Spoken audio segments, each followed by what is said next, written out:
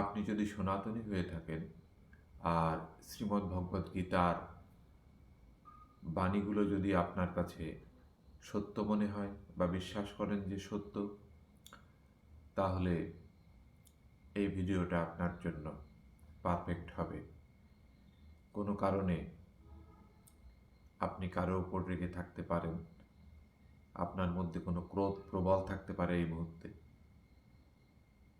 এটা কেন হয় সে বিষয়ে আমি সামান্য কয়েকটা কথা বলবো। শ্রীমদ্ ভগবদ্ গীতায় আছে যে মানুষের গুণ কয়টা: সাত্ত্বিক, রাজসিক, তামসিক। সাত্ত্বিক গুণ সবচেয়ে উত্তম, আর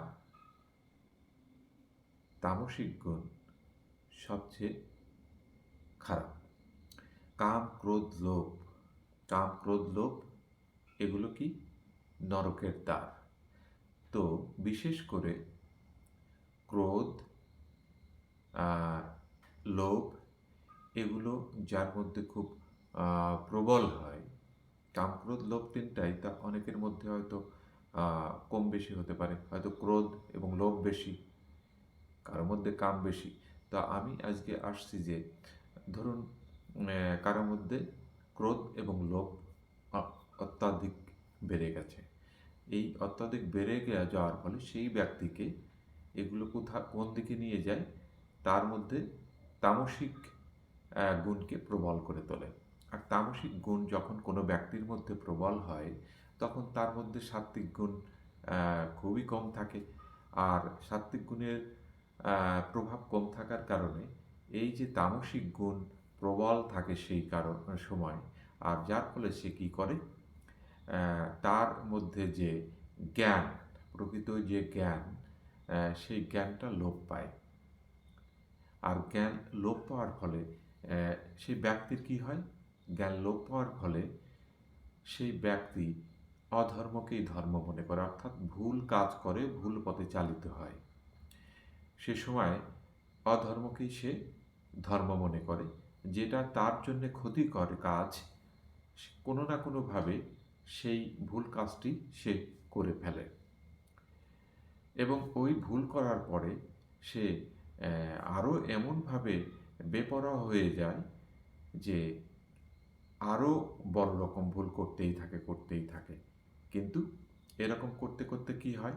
মাকড়সার জাল দেখেছেন?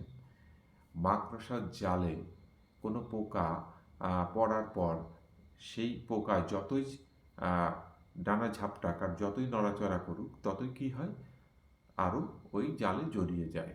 তো এই কাম, ক্রোধ, লোভের ফলে যখন মানুষের মধ্যে তমগুণের প্রভাব অত্যধিক বেড়ে যায়, তখন ওই মাকড়সার জালের পোকার ন্যায় সেই ব্যক্তিটির অবস্থা হয়। অর্থাৎ তিনিও ওই প্রতিশোধী স্পৃহা বা কোনো একটা ভুল কাজকে সঠিক মনে করে ওইটা করার জন্য বারবার চেষ্টা করতেই থাকে। যত চেষ্টা করে, প্রথমে যতটা ভুল করেছিল দ্বিতীয়বার আরও বড় ভুল করে, তারপরে আরও বড় ভুল করে, অর্থাৎ এরকম ভুল সে করতেই থাকে। কিন্তু সে মনে করে যে আমি হয়তো সঠিক পথেই আছি। আর এই সময়ে তাকে যদি কেউ সদ্বুদ্ধি দেয়, সঠিক বুদ্ধি দেয়, তাহলে সে সেই বুদ্ধিটা নেয় না, ভাবে যে এই সদ্বুদ্ধি তার কাছে খুব মনে হয় যে সঠিক নয়। আর তাকে একটা ভুল কাজে যারা সহায়তা করে, প্রশংসা করে, সেই ভুল কাজটা করতে উদ্বুদ্ধ করে, বা তাকে এক শ্রেণীর মানুষ ভুল পথে চালনার চেষ্টা করে, তখন সেই ভুল পথে চালনার চেষ্টা যারা করে, তাদের মুখের প্রশংসা, তাদের মুখের উৎসাহ, সে মনে করে এরাই আমাদের সঠিক পথে চালিত করছে, এরা আমার পাশে আছে এবং এরাই আমার প্রকৃত বন্ধু। কিন্তু আসলে ওরাই ওই ব্যক্তিটির যে প্রকৃত শত্রু, তার সেই বোঝার বোধ তখন থাকে না। শ্রীমদ্ ভগবদ্ গীতার টোটাল গ্রন্থটা মানুষের জীবন বিধান এমনভাবে আছে, আপনি যারা এরকম সমস্যার সম্মুখীন হবেন, দেখছেন যে আপনার সামাজিক প্রভাব প্রতিপত্তি থাকার পরেও আপনার সম্মান কোনো না কোনোভাবে হানি হচ্ছে, আপনার কথা মানুষ শুনছে না, আহ, আপনাকে হয়তো ভয় করে কিন্তু মনের থেকে কেউ ভালোবাসে না, তখন বুঝতে হবে আপনার অনেক কাজকর্ম ভুল ভ্রান্তি হচ্ছে। আপনার কাজগুলো সঠিক না হওয়ার কারণে ওই মানুষগুলো আপনার উপর কোনো না কোনোভাবে অসন্তুষ্ট, বা আপনি এমন কোনো কিছু তাদের করতে বলছেন যে কাজটা আহ, ধর্মীয়ভাবে সঠিক নয়, এবং তারাও সেই কাজটা সঠিক নয় বিধায় মনে প্রাণে মেনে নিতে পারছে না, ফলে আপনার সঙ্গ দিচ্ছে না। এই যে আপনাকে সঙ্গ দিচ্ছে না, এর কারণে আপনি হয়তো ওই মানুষগুলোর উপর আরও ক্ষিপ্ত হয়ে যাচ্ছেন, ফলে পরিস্থিতি আরও খারাপ হচ্ছে। আপনি যতটুকু তাদের মনের কাছে ছিলেন, তাদের উপর ক্ষিপ্ত হওয়ার কারণে তাদের কাছ থেকে আরও অনেক দূরে চলে যাচ্ছেন মনের দিক দিয়ে। এই জন্যে আমি আহ, এই রকম যারা সমস্যায় পড়েছেন, যাদের মনে এরকম প্রতিশোধ স্পৃহা প্রবল আছে, আহ, এবং মনে করছেন আমাকে কেন কেউ সম্মান করছে না, আমার সম্মান আমি জোর করে আদায় করে নেব, এটা হলো ভুল পথ। সম্মান আদায় করতে হলে মানুষকে সম্মান দিতে হয়। আপনি যখন কাউকে সম্মান দেবেন, অবশ্যই আপনি সম্মান পাবেন। আপনি যখন কাউকে ভালোবাসবেন, অবশ্যই আপনাকেও কেউ ভালোবাসবে। আপনি যখন হিংসার পথ পরিত্যাগ করবেন, তখন আপনার প্রতিও কারো হিংসা থাকবে না।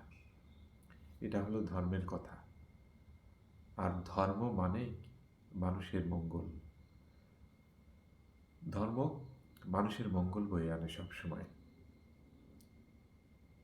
ধর্ম এমনই একটা বিষয়, ওখানে যে বিধিনিষেধগুলো আছে আপনি যদি তা না মানেন, এবং যা করণীয় এবং সেই কর্তব্য কর্ম যদি আপনি সঠিকভাবে না করেন, তাহলে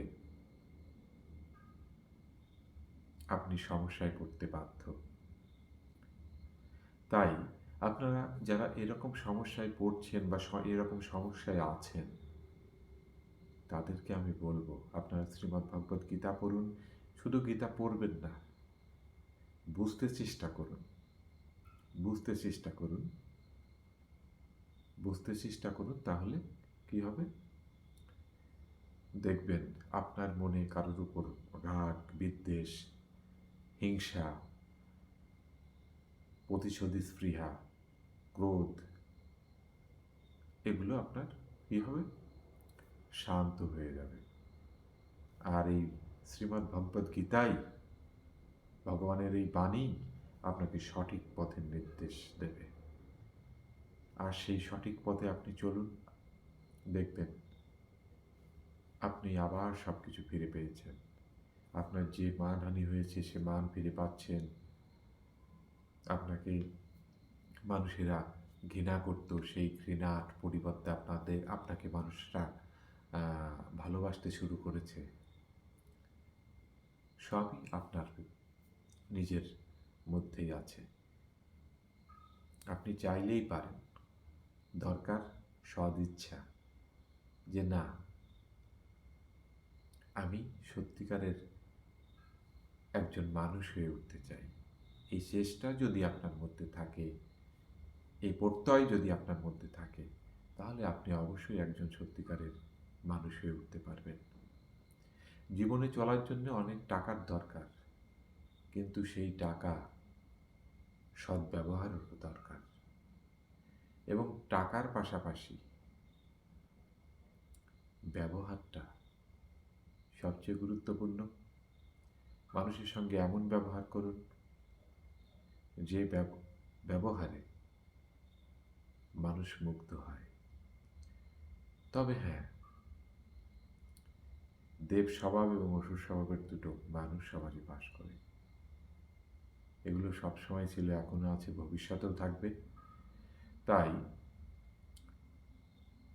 অনেক সময় দেখবেন অসুর স্বভাবের লোকগুলো আপনাকে হয়তো সেভাবে সাপোর্ট করবে না, আপনাকে ভুল পথে চালিত করার চেষ্টা করবে।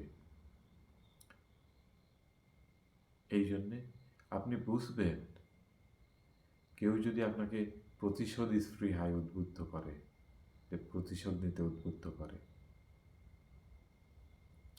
আপনাকে এমন কথা কেউ বলে যে আপনি কাউকে পরোয়া করেন না, আপনি কেন কাউকে পরোয়া করবেন? আপনার অনেক অর্থ সম্পদ আছে, প্রভাব প্রতিপত্তি আছে, আপনি কেন ও, সাধারণ মানুষদের পরোয়া করবেন? আপনি বাদশার মতো চলুন, শাহেনশাহর মতো চলুন, রাজার মতো চলুন, দাপটের সঙ্গে চলুন। কিন্তু না, দাপট মানেই, ধর্মীয়ভাবে দাপট মানেই ক্ষমতার প্রদর্শন নয়, অর্থের বড়াই নয়, প্রতিপত্তির বড়াই নয়।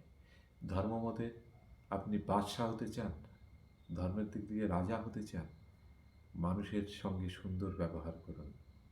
আপনার যে অর্থ সম্পদ আছে ধর্মের পথে কাজে লাগান। যারা দরিদ্র আছে, অসহায় মানুষ আছে, তাদের জন্য কিছু দান করুন। এবং সবচেয়ে আর একটা ভালো কাজ করতে হবে, সেটা হলো ভালো ব্যবহার করতে হবে, ভালো কথা বলতে হবে।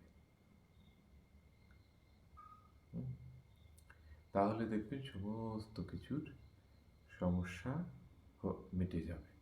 আর একটা কথা, এখন এই যে আমি ভালো ব্যবহার দিয়ে কি সবার মন জয় করতে পারবো? পারবো না, আপনিও পারবেন না। কারণ এক শ্রেণীর লোক আছে সমাজে যারা অসুর স্বভাবের, নোংরা বিষয় নিয়ে সবসময় থাকতে ভালোবাসে, নোংরা বিষয় ঘাঁটতে ভালোবাসে। তাদেরকে আপনি ভালো কথা বলে পথে আনতে পারবেন না। অনেকে আসবে যারা বেশি নোংরামি করে, যারা বেশি অসুর স্বভাবের, তাদের আপনি পারবেন না, এটা স্বাভাবিক বিষয়। কিন্তু ভালো মানুষ যারা, তারা কিন্তু আপনাকে ভালোবাসবে, আপনার কথা শুনবে, অবশ্যই শুনবে। আর এই ভালো মানুষের ভালোবাসাই তো প্রকৃত ভালোবাসা, তাই না? দেখুন, ভগবান এই ধরায় কতবার অবতীর্ণ হয়েছেন। সেই ভগবান যখন অবতীর্ণ হয়েছিলেন, তিনি কি সবার মন জয় করতে পেরেছিলেন? পারেনি। এই এখনো কি ভগবানকে আমরা সবাই মনে প্রাণে বিশ্বাস করি, ভালোবাসি, শ্রদ্ধা করি, ভক্তি করি? করি না। কারণ এক শ্রেণীর মানুষ আছে, আপনি যত ভালো ব্যবহারই করুন না কেন, ১০০-তে ১০০ আপনি কোনো কারোরই সম্মান পাবেন না, ভালোবাসা পাবেন না। তবে অধিকাংশ লোকেই ভালোবাসার মূল্য দিতে জানে, অধিকাংশ মানুষের কাছ থেকেই ভালোবাসা পাবেন, সম্মান পাবেন, এতে কোনো ভুল নেই। তাই আবার আপনাদের কাছে বিনয়ের সঙ্গে বলছি, যারা কোনো সমস্যায় আছেন, কোনো কিছু বুঝতে পারছেন না এই মুহূর্তে আপনারা কি করবেন, কি করা উচিত, কোনটা ঠিক কোনটা বেঠিক, তাদেরকে আমি বিশেষভাবে অনুরোধ করব, আপনারা দয়া করে শ্রীমদ্ ভগবদ গীতা পাঠ করুন। একবার না হলে বারবার পাঠ করুন, আর ওর বিষয়বস্তুটা বুঝতে চেষ্টা করুন এবং সেটা মনে ধারণ করতে চেষ্টা করুন। দেখবেন আপনার সমস্যার সমাধান হয়ে যাবে।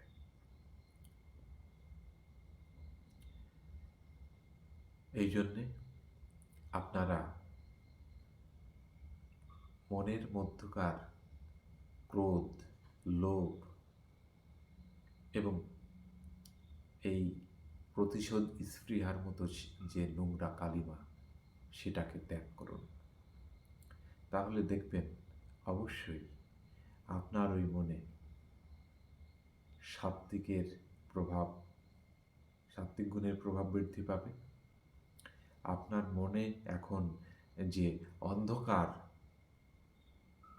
ঘনীভূত হয়ে আছে, সেই অন্ধকার কেটে গিয়ে সেখানে সত্য ও ধর্মের আলোয় উদ্ভাসিত হয়ে উঠবে। আপনার অন্তর যখন সত্য ধর্মের আলোয় উদ্ভাসিত হয়ে উঠবে, তখন দেখবেন একটা অনাবিল পরম আনন্দ আপনি উপভোগ করছেন।